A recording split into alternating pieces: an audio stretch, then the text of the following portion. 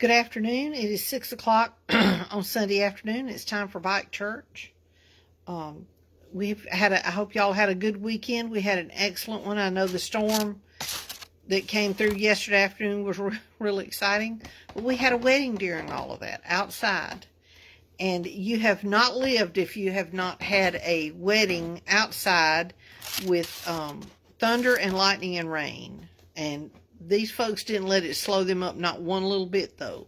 We postponed it for just a little bit till we got a break in the weather, got down there where we were supposed to do. We had the wedding, and then everybody got under the tents that they had already gotten set up. And we had a party. Folks danced. We had a great DJ that came and played good music, some just different kinds of music, and folks danced. They ate. We had a great a food truck that came and had food for us, and the food was delicious. If you've never had corn eloti, I think that's how you pronounce it, Eloti, I think is how you pronounce it. If you've never had that, you need to give it a try. It's excellent. I also had different kinds of sandwiches and stuff, but it was wonderful. It was a family wedding. It was wonderful. It was wonderful to see these two young people, because they're younger than me, get married, tie the knot, involve their kids, their grandkids. It was wonderful. I know I keep saying that, but it was wonderful. And I hope your weekend was as good as ours was. So anyway, I hope y'all had a good day. Yesterday didn't have any damage or any lasting effects. I don't know that there was any hail here. In a little neighboring community called Hornorville had hail that they said was marble size. But I haven't heard of anybody said that there was any damage or any injuries, and that's always good. Nature can be pretty bad sometimes, and you just have to be prepared. But I think all in all, it was wonderful. And somebody said it's supposed to be good luck if it rains at your wedding. Not that I believe in luck, but if rain brings luck, these two are set for life, which they've already been very fortunate and blessed. But it rained. I believe it rained most of the afternoon. Had a good day today. Went to visit a church over in Greenville. Went to Lifeline. My daughter and her daughter were here, my youngest daughter. And we went to church over there. And it's excellent church, Lifeline. They have always treated us like family for as long as we've been going there. I think the second Sunday that we visited, they treated us like family, and they've continued to. And they're just good people. If you're looking for a good church home in the Greenville area, I would suggest giving them a try. They just love on people. They're non-denominational. They have a good worship team. They have a good pastor. But the church the church family is wonderful, and that's the big part. But give them a try. It's Lifeline Church. They're on Fortdale Academy Road. I believe that's the name of the road. But anyway, if you look them up, they're on Facebook, and you can find them and find directions.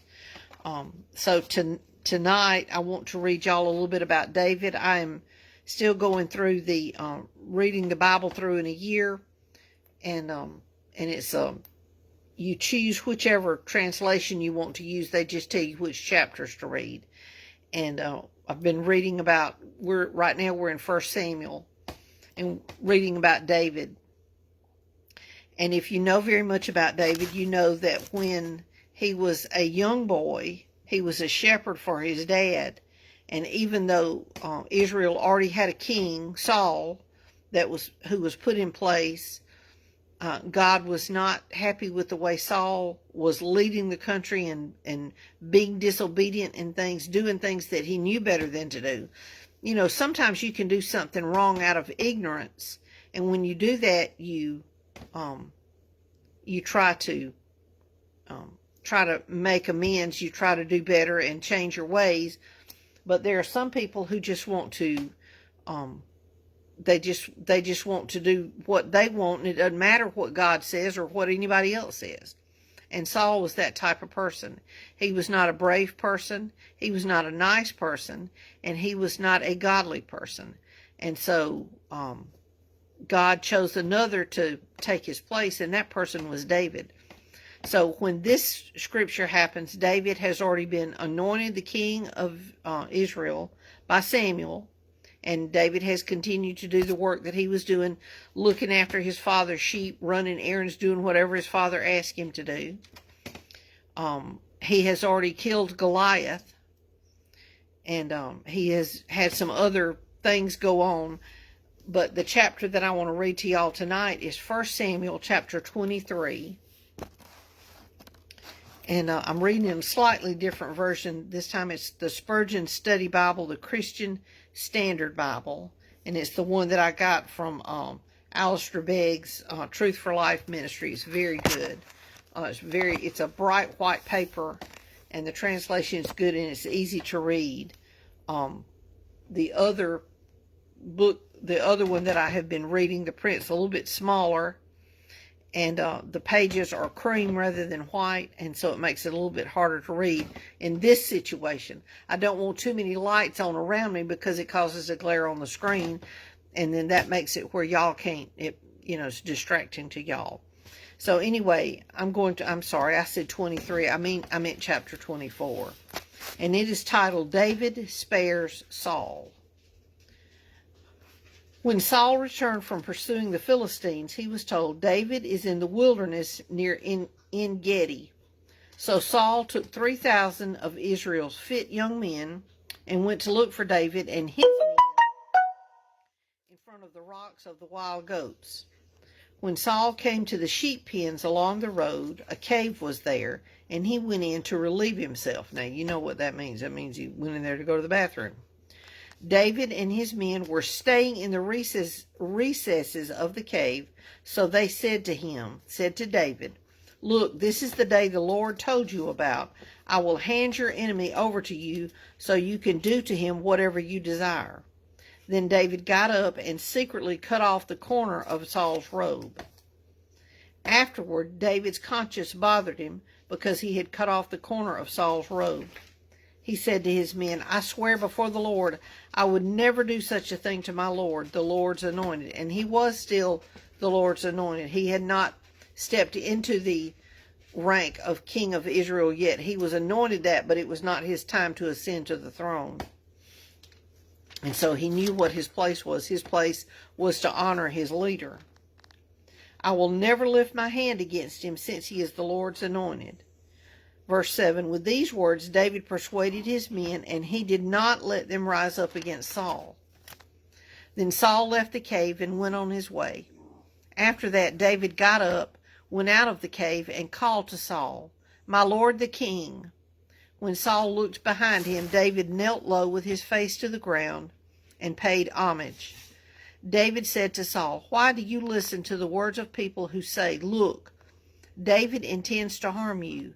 You can see with your own eyes that the Lord handed you over to me today in the cave.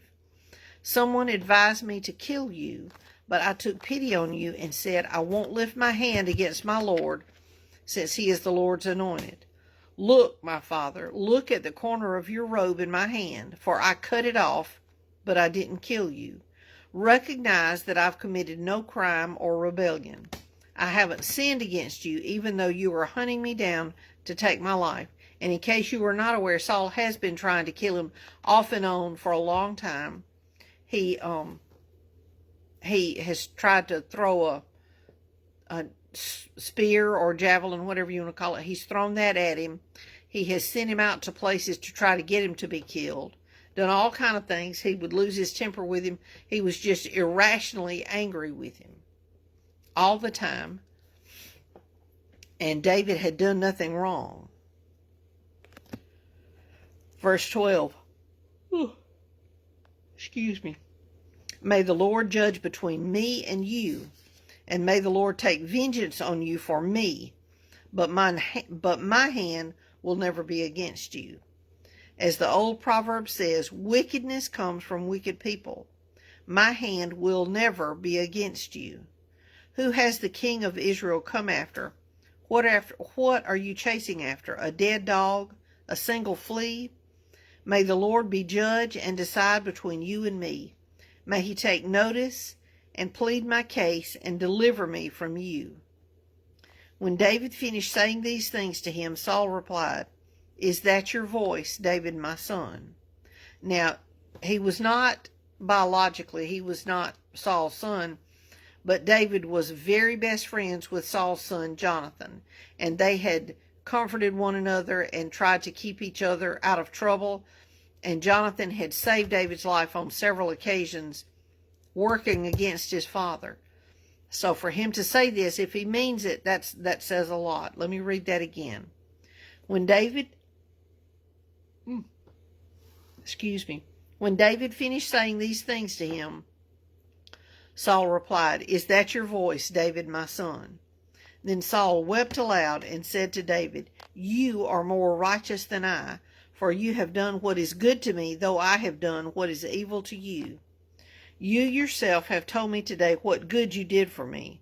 When the Lord handed me over to you, you didn't kill me. When a man finds his enemy, does he let him go unharmed? May the Lord repay you with good for what you have done for me today." Verse 20, "Now I know for certain you will be king, and the kingdom of Israel will be established in your hand.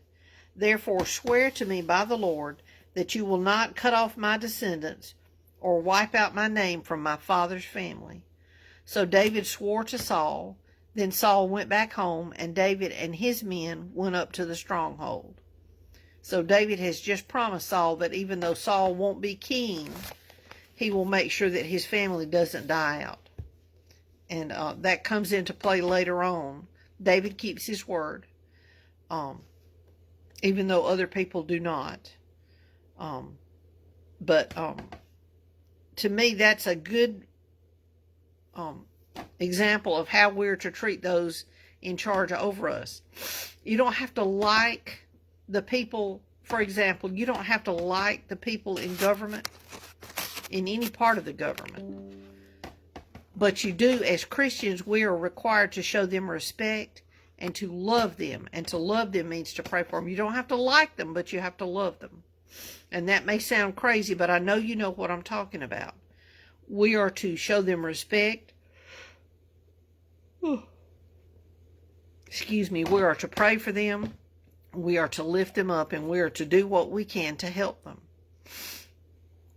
even though they may be working against us. We are required to do that. So that's my challenge. That's my challenge for this week, is to do a better job of praying for our leaders, whether they're the ones that I voted for or not. I'm to pray for those leaders. I'm to do what I can do to help them and not do anything to tear them down. If they're not doing a good job, it's okay to fire them and send them home, but you don't want to tear them down as people. Just remove them from their job, but you can still treat them with respect. So that's all I have for tonight. I hope y'all had a good weekend, and I hope y'all have a great week. We still got a couple of things going on here. Got a couple of birthday parties over the next couple of weekends. I know they're going to be fun, but I think the wedding that was yesterday, that was the big thing that I was the most anxious about. Not anxious really, but wanting to make sure that it went off like it was supposed to. And I'm glad I was able to participate in that, and I'm glad it's through, and I'm glad it's behind me, because it makes me nervous to do that kind of thing, even though it's people I love, and they gonna look over if I misspeak something, but I don't want to make it be a bad ceremony. So I hope y'all have a great week. If y'all are interested in joining any, they call them pulse groups at Lifeline. If y'all are interested in joining any, please let me know, and I'll tell you what you need to do to get up with people in order to join one. The ones that I've been to have been excellent, and they are continuing on. Some of them last longer than others. I know a lot of churches will have, they call them small groups, different places call them different things, but they're small groups, and they may last 6 to 12 weeks, and then they take a break for a week, and then they go back to another session to do something else. Lifelines is a little bit different. They have different groups that are going all the time, and some of them last longer. We just finished up Experiencing God, and I'm going to say it again, that's one of the best studies I have ever been through. And our group is taking a break, and then we're going to decide what we're going to start back as on. And but if you are interested in participating anyway, please let me know, and I'll be glad to put you in touch with the people who are over that, so you can decide which group is good for you. And again, my offer still stands. If you want to go with us, all you have to do is let me know, so I can make sure I've got enough room in my vehicles. But anyway, I hope y'all, my dogs are talking to me. I hope you have a good week. And we'll be reading some more of John this week. So be watching. That'll be on my page, not on here. So be watching. And when we get through with John, let me know what we want to start on from there. I love y'all, and see you later.